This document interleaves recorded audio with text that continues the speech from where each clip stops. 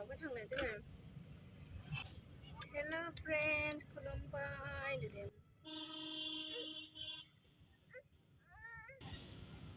आब'खौ टिउसनाव लायनोसै ना बाबा बिब'खौ टिउसनाव लायनो नागिरदों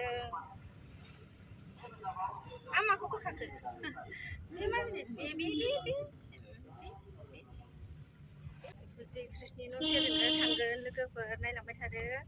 फुजिनि न'खौ देखायनोसै आङो फुजि कृष्णनिखौ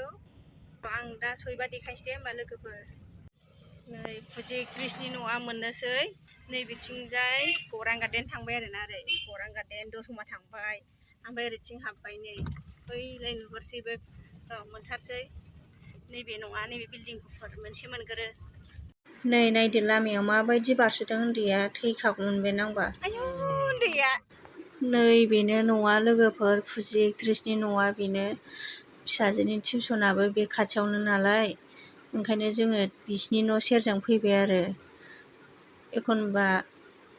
लामायाव नुयो ओमफ्राय दिनै नुवाखै बेजोंनो सामफ्रामबो थांलाय फैलाय खालामबाय थायो जोङो ओमफ्राय नै लिंसारनि न'आ नैबेनो लिंसारा बाव थायो गुगुनि जानोसै एसे दखानावहाय दखानाबो बे खाथियाव नालाय दसे टाइम पासनो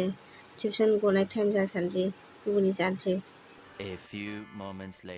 नै आसोलफ्रा टिउसन गबोबाय दे होमबा दिनैनि ब्लगखौ आं बेयावनो दोनसै जोबजासिम नायनायनि थाखाय थेंक इउ स' माच प्लिज साबस्क्राइब खालामनानै होदो